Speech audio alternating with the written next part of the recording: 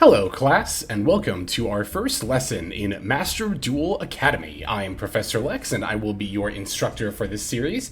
You can expect one of these Master Duel Academy lessons going up every single Wednesday.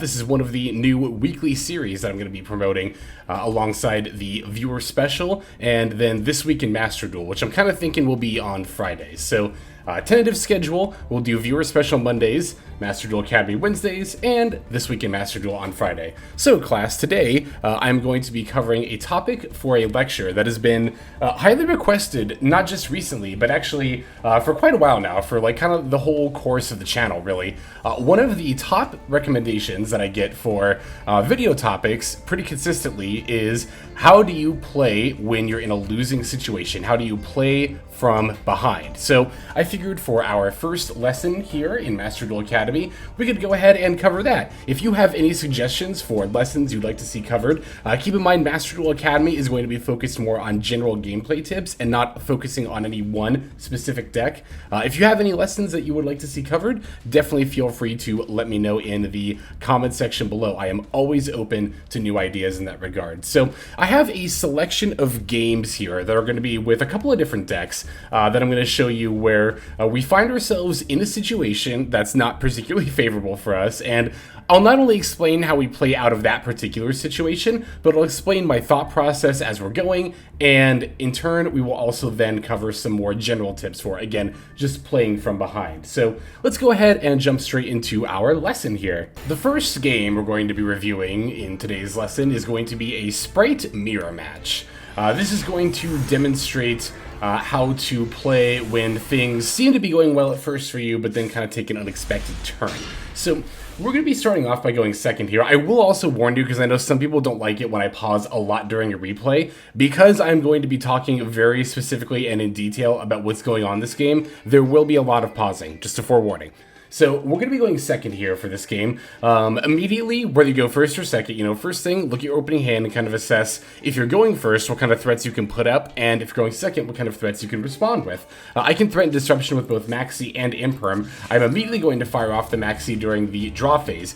This is something that I talk about quite a bit in my videos, but the reason that I'm Maxing during the draw phase is to play around Triple Tactics Talent. That is a spell card that activates when your opponent activates a monster effect during the main phase and has one of three very devastating effects. So because that card, according to in-game statistics, sees play in about 39%, roughly 40% of decks overall, I think it's worth playing around Maxi, or playing around Triple Tactics Talent with your Maxi when possible. So opponent is going to have a response to that. They're going to chain with Sprite Starter, so they're going to be getting in at least one special summon before my Maxi is able to resolve, and therefore they're not going to give me a draw. Going to be grabbing Jet, makes a lot of sense. That's usually what you grab off blue if you don't already have it.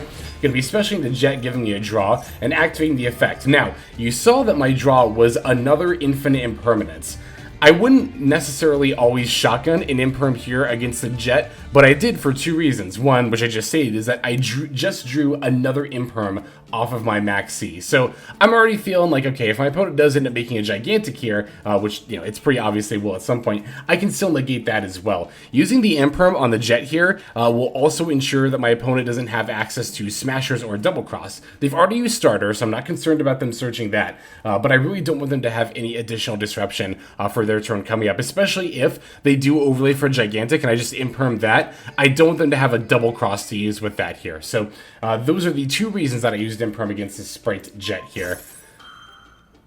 Opponent's going to respond with Duel and Lockbird. This is where things take a very dire turn for us. Another one of the very, very minor reasons that I did fire off this Imperm is that I was counting on getting more draws with Maxi later to potentially find like an Ash Blossom or a Bestial Monster, maybe, or just some other form of disruption, right? That's no longer the case now that Duel and Lockbird has resolved. I'm not going to be able to draw any more cards off of Maxi for the remainder of the turn. Had I known ahead of time, which of course you can't, but had I known ahead of time my opponent was going to have a Duel and Lockbird, then I wouldn't have fired off this Maxi against the Jet. I probably would have held it instead. Alright, so Duel and Lockbird is going to resolve, as will the Imperm. So to be fair, our opponent is not going to get Smashers or Double Cross. We're going to be overlaying here, not for the Gigantic, but instead for a number 29 Mannequin Cat, which is going to activate its effect and I end up responding with another imperm. This is honestly a misplay, like I will freely admit it. I had the impression that, I guess to be fair, my opponent would have plays here. I don't know, for some reason I had the impression my opponent was going to pull something really scary out of their deck with Mannequin Cat. They do have the end of Anubis in there, but they can't get that by targeting Max C. To be fair though, if I let this resolve, my opponent would bring back my Max C and then get to summon one from their deck, and then that's, you know, they can link for an elf, or like overlay for, I don't think they can overlay for Gigantic actually with an Xyz monster, but they can link for elf, they can make plays with that. So I don't think this imperm was necessarily wrong, but it's a little shaky. I shouldn't have shotgunned it as soon as I did during the actual game. So Mannequin Cat is negated, but my opponent's going to normal summon a Nimble Angler. That's going to allow them to link off for the Sprite Sprint, and then in turn activate its effect to send yet another copy of Nimble Angler. And this is where things are starting to look pretty dire for me. As you can see by the Joel and Lockbird constantly popping up after the Max C, I'm not getting any more draws, so I'm not going to be getting any more resources to stop my opponent with here. And by going Sprint, sending Angler, they're about to summon 2 Nimble Beavers from their deck, and between those and the Sprite Sprint, they can build close to, if not a full Sprite board. To counter that, I have 2 Nimble Beaver and a Call by the Grave. So in this situation, you might start to react in a way where you're thinking, oh my gosh, okay, of course they had the Joel unlock when I happen to have Max C, and of course they had a response after I shotgun the imperms. This is going to be a disaster for me. This is something called tilting. For those who are unfamiliar with the term, I believe it originates from poker, actually. The idea is that when a player starts tilting, they're allowing the negative emotions of their experience to overcome thoughts of what they should be doing next, because that is the first and foremost thought that you should be having at pretty much any point during a given duel, is what is the best play to make given the current situation. So as I'm seeing this Sprite Sprint resolved, and I'm looking at my hand here, that's what I'm thinking about. I'm thinking about, okay, what are they about to put out? How can I possibly play around it? So on and so forth. Of course, I don't know what the top card of my deck is that I'm going to draw, so I'm not planning with complete information, but I still like to start planning at this point during the turn anyway. Basically, if you have time during your opponent's turn where you don't have any responses and they're just going to be comboing, you should be using that time to look at your hand and think about how your turn is going to play out. That does, of course, require that you likely have at least some amount of knowledge of what your opponent's deck is able to do, to be fair. But because this is a Sprite Mirror, I am definitely well aware of what all my opponent's deck is capable of. Alright, they're going to be getting the Gigantic here. Gigantic's going to summon Swap and send the Ronin Totem. That will then allow them to link off into an Elf. I'm going to be assuming that they'll grab the Swap Frog back here. So looking at my hand of 2 Nimble Beaver and Call By, I'm thinking like, okay, Nimble Beaver by itself can start plays, but my opponent's very likely going to have some form of disruption. Call By, if it is a hand trap, can potentially stop that. To be fair though, my opponent only has 2 cards in hand, so it's not super likely they have a hand trap. There is this IP Masquerade to keep in mind. I'm more than likely going to be using Call By against whatever elf is going to try to bring back, is kind of what I'm thinking here. And in addition to the IP, they do also get to end on the Melfi of the Forest, which will allow them to search for the Melfi Caddy. Or so I thought. I guess they actually didn't grab it here. I actually didn't even realize that at first, so that's pretty good for me. What's not super great for me is this top deck here. It's a Max C. If I'd had a Sprite monster in hand, and only a Sprite monster in hand, this actually would have been a great draw. One of Sprite's greatest strengths is that a lot of the time, all you need to top deck to get out of any given situation is either any Sprite monster, or if you already have a Sprite monster, literally any level 2 monster. However, in this case, where I only have really Nimble Beavers, the Max C is not looking super duper helpful. Although, to be fair, I do expect my opponent to be doing some amount of special summoning during my turn here. At least 2, right? We have the Elf summon as well as the IP Masquerade summon. So, I could potentially top deck an out with Max C here. Going to be starting off by normal sending the Nimble Beaver and activating the effect. I don't expect this to resolve, by the way. Maybe not this effect necessarily, but this play overall. Sometimes I will make a play into an opponent's board knowing that it's not going to be successful. But the reason to do that anyway is to make your opponent use the resources. Because if you are able to grind them out into a longer game where you have a higher chance of winning in a situation like this, you don't want to do so, but not force your opponent to use any resources, because then as you try to stockpile potential plays, your opponent is just going to be stockpiling answers. So again, even if you don't expect a play to be successful, it's often still correct to make that play anyway. So Nimble Beaver is going to be coming down. Elf is going to be bringing back the Masquerena, or not the Masquerena, the Mannequin Cat here. You'll notice I didn't use the call by on it, even though I did just talk about using the call by on whatever my opponent uses with the Elf. This is because I don't really view the Mannequin Cat as a super huge threat here, and in addition to that, as you can see here, I get to chain Max C and get some draws off of it anyway. This also puts my opponent in a spot where they don't necessarily have to, but they're very incentivized to use the IP Masquerena. Now, I thought they were going to go for an Avermax with the Masquerena. They did surprise me a little bit here by going for the Goddess. I did think about it, to be fair, but at the same time, it's not something that I was 100% expecting. I did think the Avermax was coming down, so that is going to rob me of one of my monsters here, my Angler, so that means I'm not able to make Link or Rank 2 plays here. Turns out my opponent also got Melfi Caddy. I somehow forgot that that was the better Earth level 2 monster to grab than the Max C, and it also makes a lot more sense now why my opponent did not use the Melfi of the Forest effect. It seems that their plan was to use Mannequin Cat for a Caddy. At this point in time. So they also have a Smashers. So honestly, even if they hadn't gone for Goddess, I still wouldn't have really been able to make plays, although I did draw a Sprite Red, so I actually could have if they didn't have the Smashers here. But no, I'm forced to set the called by before passing back over to my opponent here. They're just going to set one card before moving to battle phase, smashing me with the Goddess. Now, when I passed over to my opponent only setting called by, you might be thinking, like, Lex, it's so easy for them to just, you know, go into, like, link these two into an Elf to bring back, you know, the blue for Jet for, like, it's so easy for them to have lethal here. Why wouldn't you just concede? Because it's not necessarily guaranteed my opponent's going to have lethal here. Even if you can spot a way for your opponent to win the game, that doesn't mean your opponent has spotted that way for them to win the game. I believe, if I recall correctly here, or I mean, if I'm just analyzing the board correctly here, my opponent could have gone into an Elf. Now, to be fair, I do have the call by, and that would have countered that play, so it did end up being correct for my opponent to just smash with the Goddess here. That ended up being the much less greedy line. However, again, even if you could spot a lethal that your opponent could potentially do, that doesn't necessarily mean that they are going to follow through with that for one reason or another, right? Alright, here we draw Melfi Penny. Doesn't seem like the greatest draw in the world. I'm going to normal summon Nimble Beaver, and then my opponent is going to chain not only the Melfi Caddy, but also the Infinite Impermanence effect here. So, Imperm is going to negate my Nimble Beaver. They're going to be adding Penny with the Caddy, makes sense.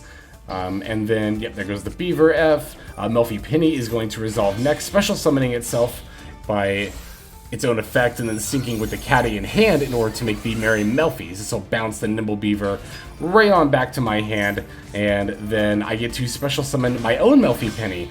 This is where things start to turn around here, and this is another point I really wanted to emphasize on. You don't always know necessarily, even you can plan as much as you want ahead, right? But you don't always know exactly how it is you're going to be able to turn a duel around.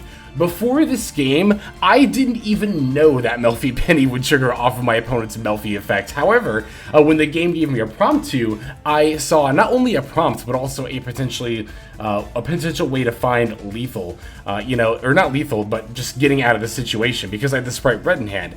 I just need to stick a level 2 monster to the board to special that Sprite Red, and then from there, you know, I can link it to Elf, and then bring something back with Elf, overlay into Gigantic, is what I was thinking, but in my excitement, I forgot about Underworld Goddess's effect to negate effects that special summon monsters out of the graveyard. That is a huge oof. And that is actually another point that I really want to make, is that you want to make sure that you are having a level head in any given circumstance, not just when you're behind, but even when you have the means to catch up as well. It's really easy to throw a duel that you could potentially catch up because you get excited and you don't think about, you know, something really, really obvious. So, opponent's going to draw here. I'll try to use Elf, but it's pretty much in vain, and I kind of know that now, as my opponent gets to just chain the Underworld Goddess effect for free there. Thankfully for me, they're moving to battle phase again, so I'm actually not dead just yet.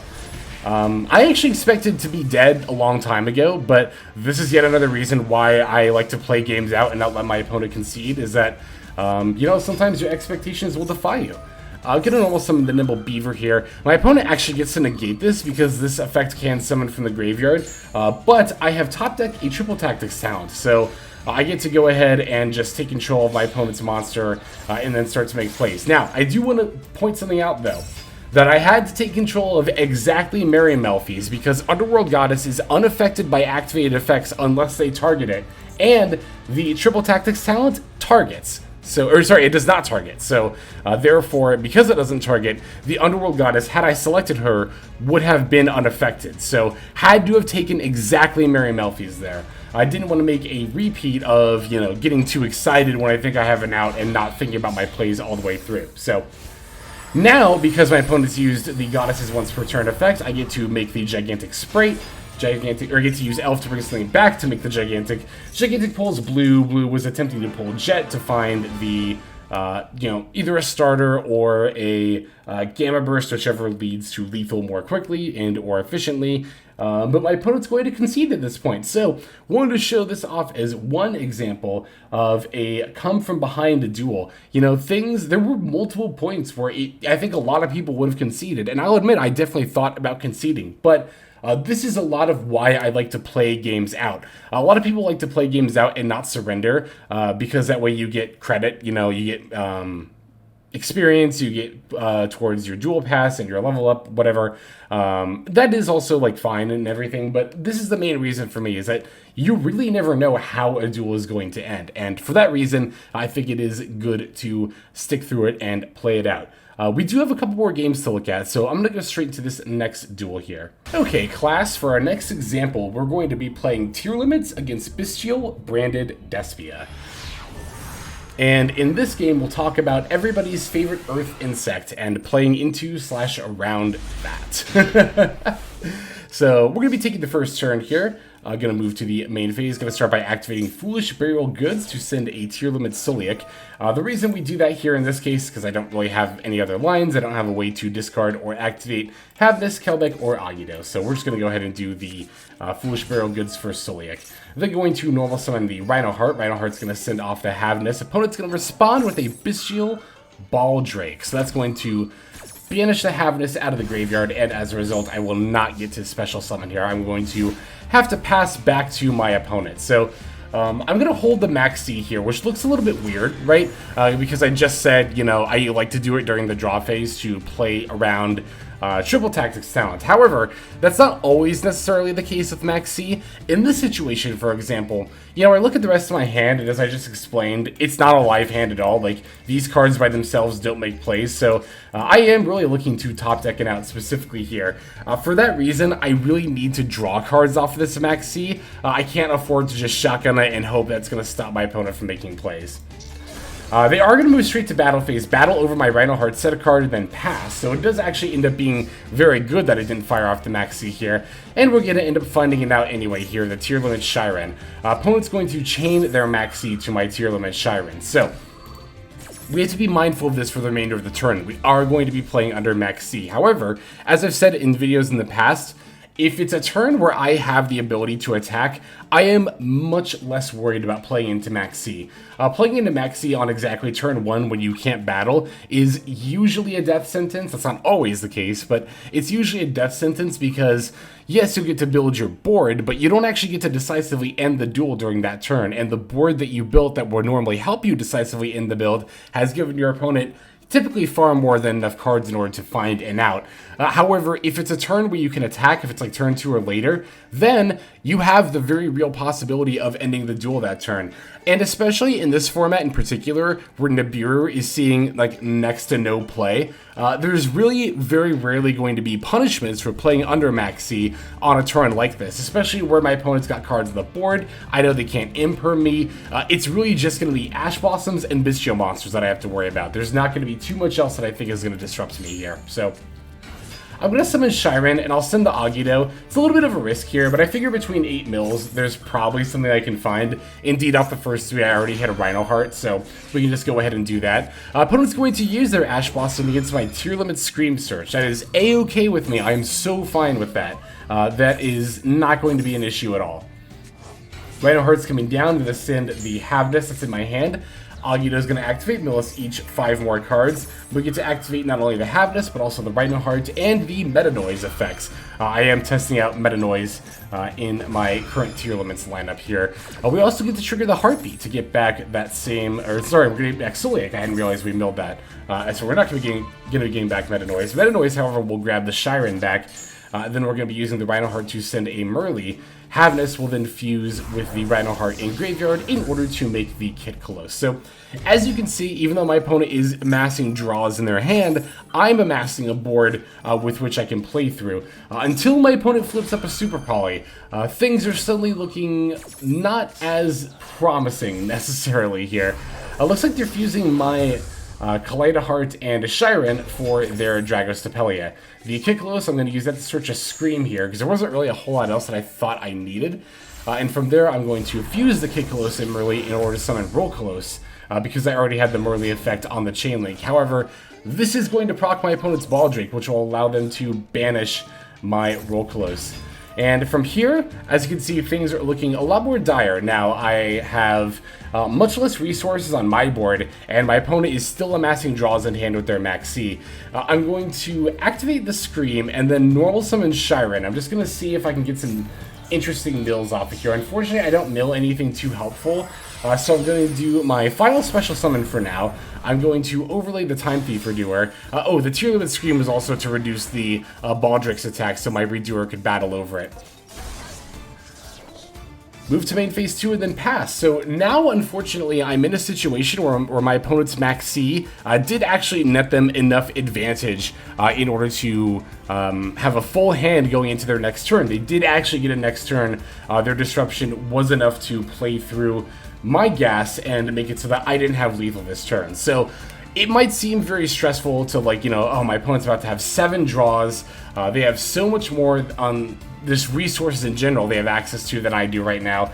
I have to play from behind. How could I possibly come back? Well, again, that is the first and foremost thought at the front of my brain is what I can do to come back, which is actually a fair bit here. I have Maxi and Kelbeck to act as disruption in my hand, so I'm pretty good on that front. This Soliac, I might not have a tier limit monster on my board right now, but it's not going to be hard for me to find one necessarily, thanks to Time Thief Redoer. I do have a Redoer with a Shiren underneath, so I also have a King of the Swamp in my graveyard. That means I can fuse for Kaleido Heart if I need to. I can fuse for Fusion Grapha, because I am actually playing that in this particular extra deck, as you can see.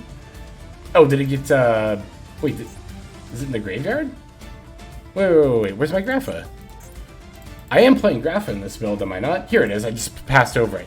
So I could use King of the Swamp to make Grapha as well, but of course that's not a tier limit monster, and I would like a tier limit monster to utilize with Soliac. So I'm thinking Kaleido Heart, because what I can do with the Kaleido Heart is I can not only activate it to disrupt my opponent, but then I can use Soliac to send Kaleido Heart, negate an opponent's effect, and then get another fusion off. So again, just thinking first and foremost not of how bad the situation is, but what I'm going to do in this situation. The Time Thief Redoer did grab a spell card, so we do get to draw off of that potentially. However, that spell card is branded Opening, which could give them Destruction Protection, which is worth keeping in mind. Opponent's going to activate the Branded Regained and follow it up with a Branded Fusion. I'm going to max it to get some draws here, but I also want to make sure that I am activating my Time Thief Redoer in response, so that way I can potentially Soliac in effect as soon as possible here. Opponent's going to summon an Albion. I'm going to, of course, chain the Shiren effect. I'm also going to chain the Kelbeck in my hand. This will allow me to bounce back the Albion. My opponent will still get the effect of it. They'll still get to fuse. However, they have one less piece on their end board to potentially try to find lethal with here. And on top of that, I get to use my Kaleido Heart to put their Branded Regained back in the deck, so that way they are not necessarily able to get their advantage off of that. Looks like they're going to be making a Lubellion with their Albion's effect. And yeah, as you can see, Branded Regained is not only trying to draw a card, but also summon a monster here. We definitely do not want that to be happening. So what I'm going to do as soon as I get priority here is I'm going to use Kaleido Heart on the Branded Regained. This will actually turn off both the effects, so my opponent will not get their draw or summon. I get to Scream to mill, and then I'm also going to use Soliac to negate Lubellion, so that way my opponent isn't able to establish a Mirror Jade here. That'll also allow me to send the Kaleido Heart, which will in turn allow me to activate its effect to send a tier name for my deck to the graveyard. So Lubellion's negated, and then again, neither of these branded regained effects are going to resolve. Kaleidoheart and Kelbeck are both going to resolve here. Kelbeck will mill us each 5, and the Kaleidoheart is going to bring itself back and then send an Aqua Monster from deck to graveyard. That'll be a Merly. I get to not only utilize the Merly and Havness's effects here, but on top of that, I also get to use Crime to put Roll Close back in my extra deck. My opponent is going to use Saronir to counter the Havness, but because I used Crime to put back the Roll Close, what I get to do now is I get to actually summon Roll Close, again, utilizing the Merly with the King of the Swamp in my graveyard there. Oh, sorry, no, I'm not making Roll Close, I'm going to make Grapha here, that's right, because Grapha is an Omni-Negate.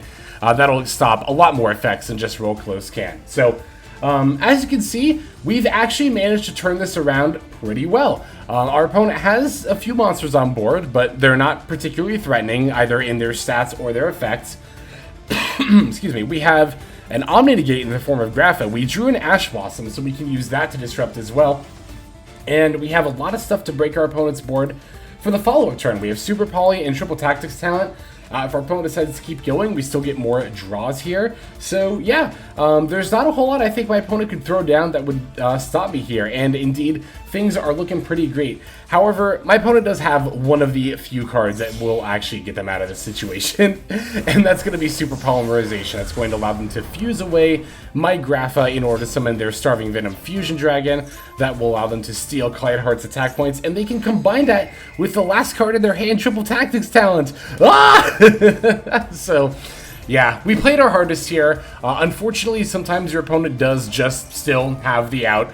To be fair, our opponent did get a lot of draws off of Maxi during their turn, so it wasn't unlikely for them necessarily to have a couple of outs here. But for among those last 3 cards to be exactly Super Poly and Triple Tack, which not only, like, you know, got them out of this tough situation, but also found them lethal here, that is a little bit frustrating, but still, we played to the best of our ability, and it took our opponent having exactly Super Poly, a card to discard with it, and Triple Tactics talent in order to finish out the game. If they had not had that, we would have gotten another turn and would have very likely won the duel on the follow-up turn. So, even though we lost this one, I do think there is still a lot to learn about playing from behind, especially when it comes to Max C in a game like this. As you can see, our opponent also played through our Max C and was able to push through lethal as a result. So a lot of people like to say that Maxi is a very deciding factor in a lot of games, and yeah, it is a lot of the time, but that doesn't mean that just because your opponent has resolved a Maxi against you, that you lose. And I think this duel is an excellent highlight of that. We do have one more game to take a look at for this lesson, so let's go ahead and jump into it. For our final game class, we're going to be playing Sprite once again. This time we're going to be playing against the combination of Traptrix and Labyrinth in the same deck. And this game in particular is going to talk about recovering from board breakers. That's another very common situation that you have to play from behind in. So if you look at our opening hand, this is like actually one of the best possible turn 1 hands I think this deck could get. If Jet were starter, then I think this would actually be the best. Like if I could sculpt my own hand, it would be very, very close to this. We have the means to start our plays, as well as Ash Blossom, Called By, and Crossout Designator. You'll notice I used Crossout Designator against the Maxi and not the Ash Blossom or the Called By. That's because when it comes to using answers, I like to use the one that has the most niche case uses, and that in this case is going to be the Crossout Designator. I can only use Crossout Designator against cards that exactly my opponent has too. So I know, of course, I have a Maxi in my deck, so I'm going to go ahead and use the Crossout Designator now while I can, and not use the Ash Blossom or Called By here. So, yeah, I mean, as far as turn 1 goes, we're definitely not playing from behind just yet. As you can see, we are setting up more or less a full Sprite board. I'm not going to go for Elf here, just because I wanted to keep the Sprint online with the Melfi of the Forest. Might have been a little bit greedy of me, but I figured, you know, I've already got access to red via starter. I get to summon a Caddy, I have an IP and a Called By. I have so much disruption here that things should be fine. Alright, so opponent's going to draw Standby main, and as you can see, I'm firing off my IP Masquerade during their main phase. That's because in-game, they had moved to end their main phase, which turn 2, opponent going straight to the end of the main phase 1, we all, I think, are very confident about what that means, right? So I'm going to chain the IP Masquerena now and attempt to summon Avermax and pretty much just sit on it. However, my opponent's got an Imperm. Panic! I can't play around, I'll just say the card, of course, now, evenly like I wanted to. So Imperm's going to stop the Masquerena, opponent's going to move to battle phase, and evenly is coming down. This is definitely one of the more popular board breakers of the current meta, although it is losing popularity. Did I see that right, that it's at 25% play? It was at like 38%, unless that's something else I saw, but anyway, I think that might have been IP Masquerena. Regardless, evenly matched is one of many board breakers that you'll find yourself up against quite frequently. Though other common examples include Dark Ruler No More, Lightning Storm, Raigeki, Harpy's Feather Duster, Droplet, and Triple Tactics Talent are not exclusively going second board breakers, but are other common examples that you'll potentially see as well. So I'm going to chain Call By to the evenly. I want to get some kind of use out of it before it just gets banished for no reason. And it might seem kind of pointless to do it here, but that's actually not the case at all. By using Call By on my opponent's Maxi right now, because remember, Call By goes into the next end phase, I prevent my opponent from using Maxi against me on my follow-up turn here. So there goes the Call By, and I'm going to go ahead and banish everything except my Melfi Caddy. When it comes to deciding what to keep when your opponent uses an evenly against you, I'd like to look at instead of trying to figure out the whole board all in one big picture, because my brain just doesn't really work that way very well, I like to look at each individual card and decide how important is it. So looking at the cards on my board there, right? The IP Masquerena being negated was no longer important. The Sprite Sprint, given that my opponent probably wasn't going to special summon here, and I wouldn't have an Exceeds monster to detach a material from anyway, not important. Melody of the Forest has already searched Caddy, so that's not super important. And of course the Call By I just activated, so I didn't find that particularly important to keep either. Oh, and then the Sprite Red can't do anything by itself, so I decided to keep the one card that offered live active disruption by itself on the board, and that was the Melfi Caddy. So again, you really just want to critically look through your whole board and figure what all is live and active by itself, and if you have multiple answers, just trying to assess which one of those is the better option to keep. So again, I'm going to be keeping Melfi Caddy here. Now, my opponent is going to then, during main phase 2, normal summon Triptrix Dionea. I admit I didn't know this card by name or sight off the top of my head, so definitely want to take my time to stop and read what the card does. And after seeing that it doesn't really have any active effects when normal summoned in this situation, I figured what my opponent's probably going to do here is just link this away for Trapchick Sarah and then set some amount of cards and then pass, right? Trapchick Sarah would definitely make playing through those back rows a lot more difficult, so I want to make sure that I can keep that monster from hitting the board if possible, and it is possible here. I'm going to use Caddy to add Penny. Penny's effect will special itself and then sync with the Caddy in order to go into, I'm going to go into Merry Melfi's here and bounce this Traptrix Dionea back into my opponent's hand. This will stop them from putting down a Traptrix Sarah, hopefully. If my opponent does have another live card in hand, it would have been live anyway, so, you know. They're going to set 2 cards and then ultimately pass back over to us here. Now, as I'm thinking about this situation, I'm thinking about, like, okay, the back rows are probably live threats, so I do have to be mindful of that. And as I touched upon earlier in this video, I'm thinking about possible outs that I can top deck here. And it's Sprite, and not only is it Sprite, I already have a monster on the board. Given that, literally any level 2 monster is an out for me here. That's one of the reasons why I like Sprite so much as a deck, is that it has the ability to play from behind very well for this exact reason. That is something that even outside of each individual game you can assess, is look at your deck and think like, okay, if I'm in top deck mode, what can I reasonably hope to do in this deck? You know, that's the kind of deck building question you can ask yourself in order to help you play from behind in a future game. So here we do find a level 2 monster. It's going to be Sprite Red. I'm going to go ahead and normal summon that and link it off with my Merry Melfi's in order to summon the Sprite Elf. Sprite Elf's effect is going to, well, before I can activate it, my opponent's going to fire off a Big Welcome Labyrinth. Very glad I used Crossout Designator against the Maxi, because now I get to use Ash Blossom against Big Welcome Labyrinth. So, you know, it might seem like, okay, well, you just happen to have the out for the Big Welcome Lab, otherwise your opponent would have really messed you up. But it's not that I just happened to have the out. I very consciously, earlier in the duel, chose to save Ash Blossom and use a different form of disruption against Max C. That also very much came up when I did actually utilize the call by. Yeah, when I utilized call by against my opponent's Max C. I don't know that my opponent's last card. Actually, I do know that my opponent's last card isn't Max C. We know it's Traptrix Dianea. But still, it definitely helped us play into the following turn. And again, we were able to make good use of that call by because we used Cross-Out Designator and not call by earlier. So that decision point very, very much mattered right at the beginning of the duel. But now I get to use Elf to bring back Jet. Jet fetches a starter, that gets a blue. Blue's going to grab Carrot.